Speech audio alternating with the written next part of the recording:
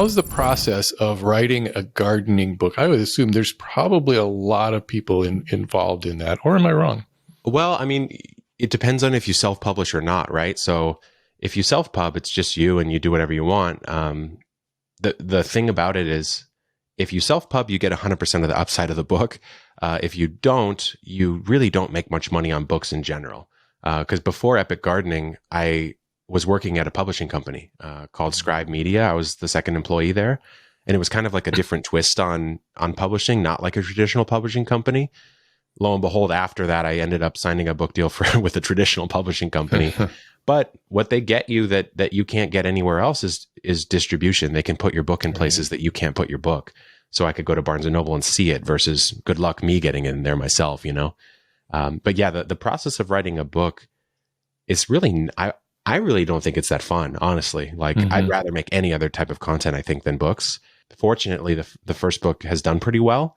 They're beautiful, the photographs, everything. Oh, thank you. Yeah. I mean, that's another thing that the publishing company will help. They'll do the interior design, right? Otherwise you got to pay and hire for that. And I couldn't do it myself. I'll tell you that right now. But yeah, I mean, it's a very arduous process because you might have to write the book over the course of maybe like 5 to 12 months. And then it takes another X months to get it designed and printed. And I mean, it takes like 2 years to get a book out ish, you know, a year if you're really on top of the ball. And then I don't know if a lot of people have either of you done a book? Chad has. Yeah, we did a book with Penguin Random House and did the book tour. And so I can fully appreciate being able to go to a Barnes and Noble and actually see your book versus trying to do that yourself. Right? It's a crazy feeling. Yeah. But yeah, so like Chad, you know, but like maybe listeners don't know that the way a book works, if you go with a traditional publisher is they give you an advance. Let's say it's 10 grand or something like that. You're supposed to use the advance to write the book. So you're spending that money for at least most of it.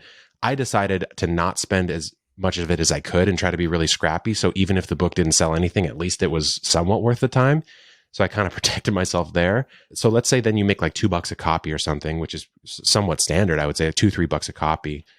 Then you need to sell 5,000 books before you even make another dollar of the money you already spent. And that's what people don't get about books. They think you're like, oh, you're a fancy author. It's like, I might have a book with my name on it, but what's coming back to me is not very, not very low profit margin. Yeah. And you also realize that once you've gone and exhausted your hardcore fan base, who of course are going to run out and get your book when you do the book launch and whatnot, then you are not stuck, but then you're faced with the challenge of, okay, now sell 5,000 copies now that everybody who was going to run out and buy it.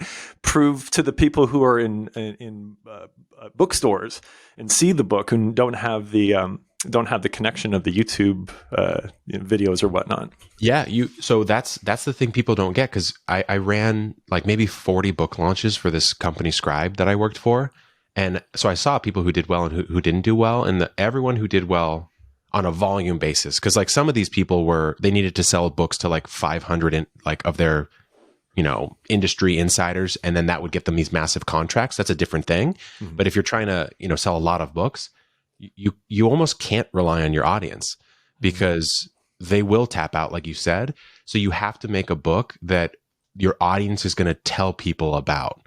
Like you have to have the word of mouth engine working. Otherwise, you're right. You're just never going to earn the advance out, and you're going to kind of be like, okay, well, I did a lot, because books are so much work for so little reward. Not that it's all about money, but you know what I mean? Yeah. I think a lot of people probably think of authors and they think of like James Patterson and some of these mega level authors. It's kind of like people think of Hollywood, A-listers as opposed to people working in community theater, It's a big difference. Books still hold this sort of vaulted air, even as they become easier to make. But yeah, I mean, honestly, the ROI, if you went straight business on it, just make YouTube videos instead of make books. It's going to reach more people and make more money, I remember the lasting feeling after doing the book was you realize that Penguin Random House moves on to the next week's authors releases, and you realize that the more the date gets like that launch date goes in the rearview mirror,